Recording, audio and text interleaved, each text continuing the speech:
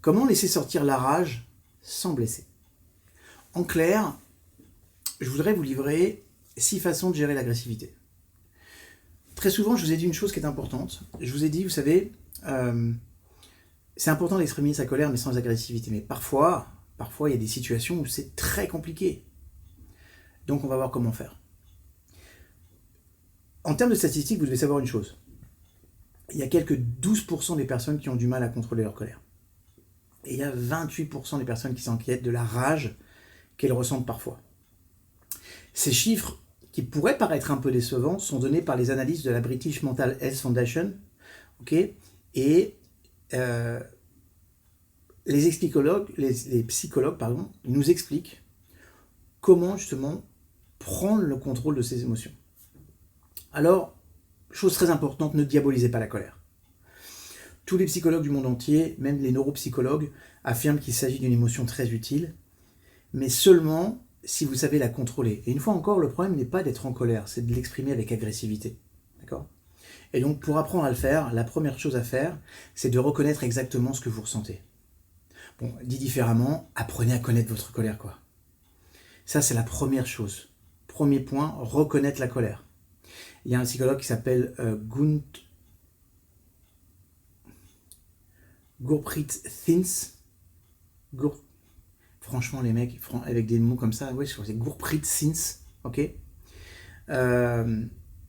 Il dit qu'il y a plusieurs symptômes de cet état. D'abord, rythme cardiaque rapide, le poing serré, les muscles tendus, il peut y avoir des pleurs, des troubles du jugement, des troubles de la pensée, il va y avoir des sentiments de dépression, de frustration, des ressentiments, un sentiment d'humiliation, on va commencer à sentir des faiblesses dans les jambes, et puis le désir de s'enfermer quelque part, la salle de bain, la première pièce qui vient, d'accord ? La deuxième chose, comprendre pourquoi vous êtes en colère. Ça veut dire qu'une fois que vous avez compris ce qui ne va pas, que vous avez identifié que ce que vous ressentez c'est la colère, vous devez comprendre d'où vient la colère et quelle en est la source. D'ailleurs, c'est peut-être pas aussi évident qu'il n'y paraît, d'accord ? Il n'est pas rare de penser qu'on est en colère pour une raison, alors qu'il s'agit en fait d'une toute autre raison. Et il se peut que vous vous disputiez avec votre partenaire à propos de la vaisselle, par exemple, mais la colère, elle est causée par une injustice dans la relation et elle est cumulative, d'accord ? Donc l'essentiel, c'est de prendre le temps de réfléchir. Une fois encore, toujours un conseil, c'est de tenir un journal pour mieux comprendre vos sentiments et analyser vos réactions. Troisième point, ne niez pas votre colère. Ne niez pas votre colère. Vous avez le droit d'être en colère. Parfois, la colère, elle est justifiée et vous ne devez pas l'ignorer. Nier la colère, c'est une mauvaise chose parce que vous la supprimez. Okay ? Au lieu d'essayer de la comprendre et de comprendre pourquoi vous la ressentez, c'est une forme de suppression. Autre chose, la colère, elle nous donne aussi de l'énergie. Elle nous aide parfois à nous lever, à commencer à faire quelque chose, à être en réaction. Et ça peut être un vrai vecteur de motivation. D'accord ? Et en tout cas, c'est comme ça que fonctionne cette émotion. Par exemple, votre collègue qui se détendait au travail a été promu, et puis le travail acharné n'a pas été promu. C'est-à-dire que le sentiment d'injustice suscitera en vous une vague de colère légitime parce que vous n'avez pas obtenu ce à quoi vous aviez droit. Donc, se juger pour une telle émotion, ça ne vaut pas la peine. La crise, les guerres, le sexisme, les injustices sont nombreuses dans la vie et toutes ces choses peuvent nous mettre en colère. Donc sachez que c'est normal. Quatrième point, n'accusez pas tout le monde autour de vous. N'accusez pas tout le monde autour de vous. Lorsque nous sommes en colère, nous voulons blâmer quelqu'un pour ce que nous ressentons. Mais il faut essayer de ne pas se laisser emporter par la colère. Par exemple, au lieu de taper du poing contre le mur, vous devriez entamer une conversation avec votre patron au sujet de votre promotion. En d'autres termes, la colère, elle peut être gérée de manière civilisée. Je pense que ça vaut la peine de parler aux personnes que vous pensez être impliquées dans la situation en essayant d'équilibrer toutes les choses qui vous mettent en colère. Lorsqu'il s'agit de problèmes globaux, par exemple, la protestation, c'est un moyen tout à fait normal de gérer la colère. Vous déclarez une émotion, vous agissez de manière préventive, et ça, c'est important. Mais la protestation ne doit pas devenir violente.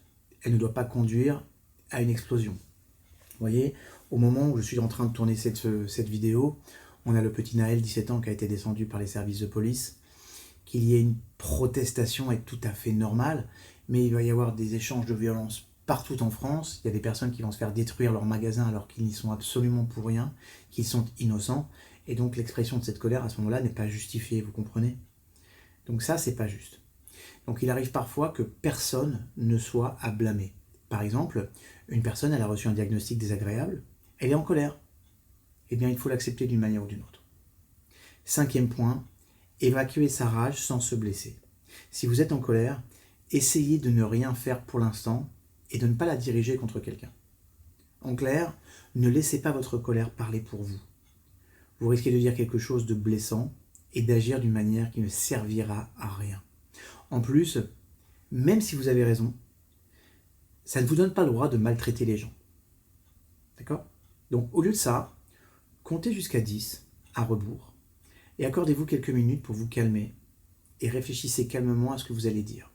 Très souvent, la colère, c'est un afflux d'énergie. J'ai une base colérique, donc je peux vous en parler très facilement. Quand je sens que la colère monte, c'est là que je prends la décision de sortir. Je fais un tour, je vais me calmer et je reviens une fois que je suis un petit peu redescendu dans les tours. D'accord? Si vous n'y arrivez pas, criez dans un oreiller, pleurez, comme moi, allez vous promener, faites de la gym, ok? Les passe-temps et les petits plaisirs quotidiens, un bon dessert, un bon bain chaud, une bonne douche, ça peut vraiment vous aider parfois à faire face à des émotions qui sont des émotions fortes. D'accord? Donc, trouvez votre stratégie. Autre chose aussi, ces moyens seront efficaces que si vous commencez à traiter la maladie et pas le symptôme. Et si vous cherchez à savoir ce qui provoque votre rage. Ok? Est-ce que c'est parce que votre partenaire vous humilie? Donc s'il vous humilie, vous allez courir, vous vous calmez. Mais dans ces cas-là, demain, la même chose va se reproduire. D'accord? Ce n'est pas la solution. Il faut vraiment traiter le problème. Et 6e point, allez consulter un thérapeute ou un coach. Parfois, les gens se mettent en colère et dépassent les bornes. Ils s'emportent contre leurs amis, contre leurs parents. Ils vont rompre leurs relations, ils vont se rendre coupables de dépression nerveuse, parfois d'hystérie. Et du coup, on en arrive aux coups et à des blessures, à de l'automutilation. Si ça arrive, une aide professionnelle urgente est nécessaire. Okay? Un monsieur qui s'appelle Mike Fisher, qui fait partie de la British Anger Management Association, il suggère que de consulter un psychologue ou un psychothérapeute qui pourra vous aider à gérer vos sentiments sans se blesser les autres, c'est vraiment parfois la meilleure stratégie. Il propose également à son propre algorithme pour gérer la colère. Voilà. Qu'est-ce qu'il dit? Arrêtez-vous, réfléchissez, regardez la situation dans son ensemble. Rappelez-vous d'abord, qu'il est normal que les gens aient des opinions différentes. 2, écoutez attentivement les autres et vous-même. Cherchez le soutien de votre famille et de vos amis. Tenez un journal de la colère et essayez de ne pas prendre les choses personnellement. Et surtout, consultez un thérapeute. Si vous connaissez des colériques autour de vous, vous envoyez ça direct. Si vous avez aimé la vidéo, likez, ça me fera plaisir. Et dites dans les commentaires ce que vous avez pensé. Je vous aime, je vous retrouve sur la prochaine vidéo.